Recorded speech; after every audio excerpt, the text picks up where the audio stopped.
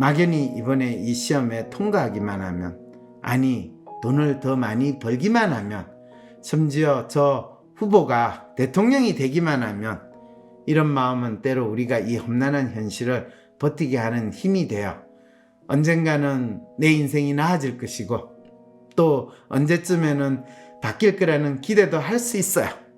하지만 이런 기대 또한 자기를 위로하기 위한 푸념이거나 결국 자신을 속이는 일이라는 것을 받아들이게 돼요. 이 말씀은 마치 21세기 한국 사회에서 살고 있는 사람들이 스스로 죽음의 수용소에 갇힌 죄수와 비슷한 마음으로 각자 도생의 세상이라는 감옥에서 어떻게든 살아보려고 스스로에게 이런 희망 고문을 한다는 것처럼 들려요. 사람들은 막연하게 뭐뭐가 되기만 하면 이라는 희망을 품고 살지만 그것은 결국 허무한 자기 기만에 불과하다는 말씀이신가요? 이거를 이제 여러분 빅터 프랑클이라는 심리학자, 사실은 심리학자기보다는 정신의학자라고 하는 사람 혹시 여러분 아실지 모르겠어요. 빅터 프랑클이 뭐라고 그러냐면 심리치료사의 일이란 환자가 스스로 일어서게끔 돕는 것 있지, 환자를 치료사와 과거 앞에 무력한 존재로 만들고 구원의 손길을 뻗어주는 데 있지 않다 라고 이야기를 했거든요.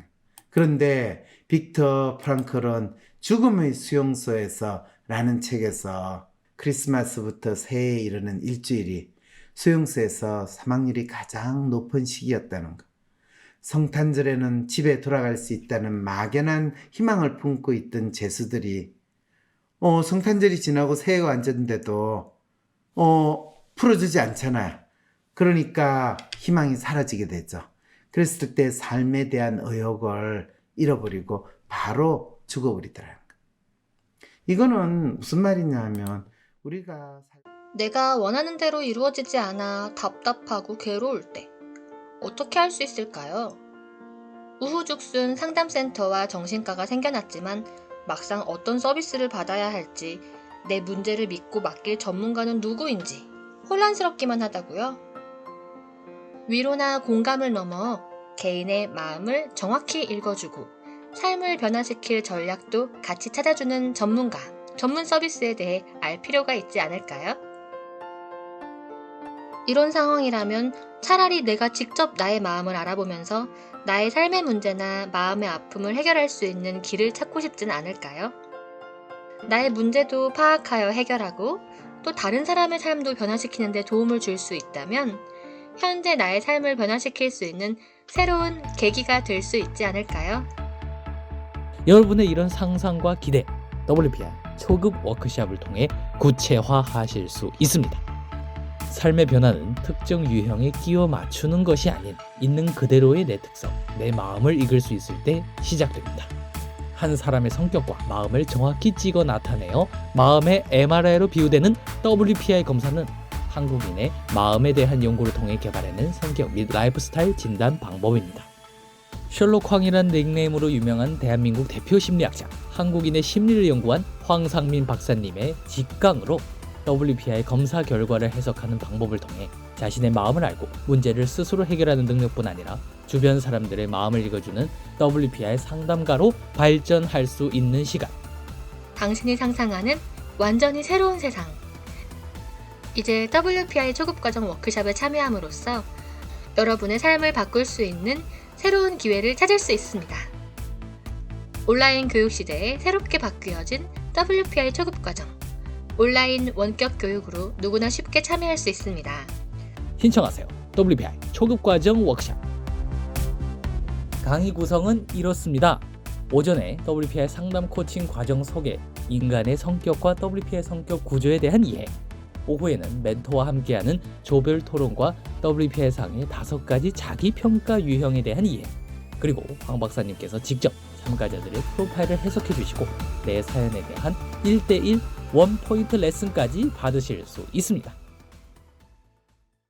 삶의 문제와 마음의 아픔을 해결하고 싶다면 진짜 문제를 찾는 방송 황심소.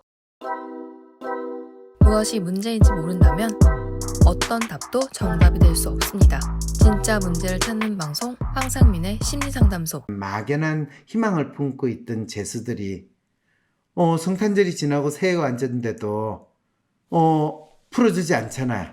그러니까 희망이 사라지게 되죠. 그랬을 때 삶에 대한 의욕을 잃어버리고 바로 죽어버리더라고요.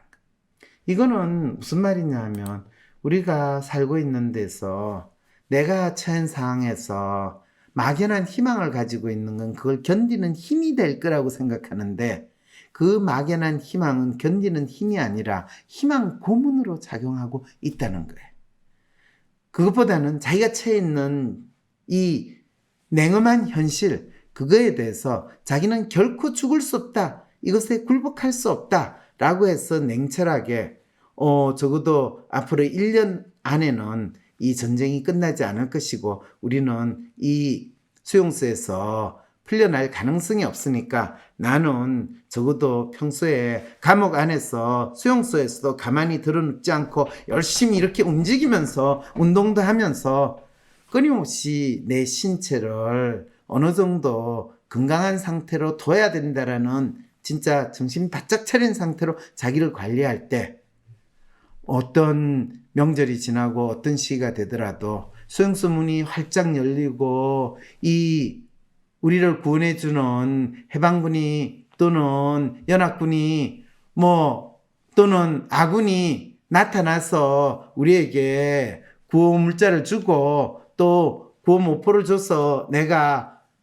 따뜻한 물로 샤워를 하는 그 순간이 올 때까지 내가 구원이 됐다는 것에 대한 이 생각을 하지 않고 그 긴장을 유지하는 것만이 살아남을 수 있다라는 아주 분명한 걸 이야기했는데 그거를 이 죽음의 수용소 책에 이런 사례를 이야기했어요. 그 사람은 상당히 유명한 작곡가이고 작사자였는데 그가 어느 날 나에게 고백했다. 꿈에서 어떤 목소리가 소원을 말하는 거예요. 이 전쟁이 어느 날 언제 끝날 것이냐고 물어봤죠. 3월 30일이래요. F는 희망에 차 있었고 꿈속의 목소리가 맞다고 확신하고 있었다. 신의 계시가 왔다는 것. 3월 29일 F는 갑자기 아프기 시작했고 열이 아주 높게 올랐다. 3월 30일 그 예언자가 그에게 말해줬던 것처럼 그에게서 전쟁과 고통이 떠나갔다. 의식을 잃은 것이다. 3월 30일에 그는 죽었다. 빅터 프랭클의 죽음의 수용소에서. 그렇군요, 박사님. 그렇다면 우리가 자신에게 또는 누군가에게 던지는 막연한 위안과 위로의 말도 결국 저절로 상황이 나아지거나 타인이 나를 도와주길 막연히 기대하는 마음의 표현이군요. 그런데 이것이 결국 내 자신을 속이는 게 되네요. 그럼요. 그게 속이는 거예요. 이 대한민국에서 21세기 살고 있는 이 대한민국에서 우리 서로가 각자 자기 자신을 다른 사람을 속이는 거는 대한민국은 사기 사건이 전 세계에서 가장 많이 리포트되는 나라야. 사기는 그냥 저 대통령부터 저 밑에 거지까지 누구나 일상의 일로 저지르는 게 사기라서 그거는 웬만해서는 범죄 취급도 안 받는 일이 돼버리는 게 사기가 되는데 그것이 더 비극적으로 나타나는 게요. 이 자기를 속이는 상황이고 그것이 우리 사회에서 일어나는 낮은 출산율, 높은 자살률 등의 증상으로 나타나는 거죠. 자신의 삶에 대해서 막연히 가진 희망이 사라지자 삶에 대한 의욕을 잃어버리게 되는 그 결과로 사회 현상으로는 낮은 출산율과 높은 자살률로 나타나게 되는 거죠. 박사님, 그런데 말이죠. 나 자신을 속이고 도망가는 방법으로 정신과 약물 복용이 요즘 떠오르고 있어요. 자기가 사는 게 재미가 없다, 사는 게 힘들다, 답답하다는 마음으로 사는 사람들이 마치 절대 자신에게 자신을 맡겨버리듯 정신과 약물이라는 화학물질에 자기 인생을 맡겨버리는 경우가 점점 늘어나고 있거든요. 한 단어로 말하면 정신과 약물 중독자가 끝없이 양산되고 있는 거죠. 내 문제를 해결해 주길 바라는 대상이 종교, 절대자 신에서 정신과 약물로 옮겨간 듯해요. 마음이 아파요, 삶을 사는 것이 괴로워요 라며 호소하는 사람에게 그건 네가 병에 걸렸기 때문이야, 정신병, 그러니까 약을 먹어 라는 황당한 상황이 유행처럼 번지고 있어요. 사람들은 마치 종교의 힘처럼 정신과 약물을 복용하기만 하면 내 마음의 아픔과 삶의 고통을 다 가져갈 것이라고 믿어요. 정신과 의사들은 마음이 아프다라고 호소하는 사람들에게 정신병이다, 우울증이다 라는 병명을 갖다 붙이죠. 하지만 삶의 의욕을 잃어버리고 정신력이 보통 이하로 떨어졌기에 우울한 모습을 보이는 것 뿐인데 의사들은 그런 우울한 증상을 보고 우울증이란 병에 걸렸기 때문에 저런 우울한 모습을 보이는 거라며 항우울제를 처방하죠. 뇌와 신경회로를 고친다고 하면서요. 정신과 약이 그 사람의 삶에 대한 의미나 정신력을 주느냐 하면 결코 주지 않아요. 마음의 아픔을 느낀다는 것은 내가 내 삶의 의미를 잃어버리고 나 자신에 대한 믿음을 잃어버렸기에 나타난 것인데 어떻게 뇌와 신경에 작용하는 화학물질 덩어리가 삶의 의미를 생겨나게 만들 수 있단 말인가요? 정신과 약을 먹는다는 것은 단지 스스로 환자가 되고 환자의 생활을 한다는 의미를 자신에게 던져주는 것뿐이에요. 단지 그 사람에게 자신은 약을 먹으니 어떤 병에 걸린 환자라는 의미. 나는 지금부터 이제 환자야. 나 건드리지 마. 나보고 뭐라 그러지 마. 나 환자인데. 환자는 불쌍하게 여겨야지. 환자니까 잘 돌봐줘야 되잖아. 환자니까 위로해줘야 되잖아. 이렇게 스스로 피해자, 삶의 전쟁에서, 전투에서 거의 부상병의 존재로 만들어버리는 게 지금 우리가 너무나 쉽게 보이고 있는 모습이라는 거죠. 그래서 정신병 환자가 증가하고 있습니다. 이런 이야기를 하는 것은 자기 스스로 자기 삶의 주인이라고 믿기보다는 좀 더 나를 잘 돌봐줄 수 있는 주인님을 모시고 싶은 그 마음으로 사는, 마치 스스로 노예가 되려고 하는 사람들이 증가하고 있다는 것을 알려주는 현상인데도 국가가 나서서 그런 정신병 환자, 그런 사람들을 보호하고 그들에게 좀 더 손쉽게 처방할 수 있는 시스템 구축과 지원을 더 해야 됩니다. 라며 국가가 나서서 노예를 더욱더 양산하는 이러한 지금의 21세기 대한민국에 우리는 살고 있는 거예요.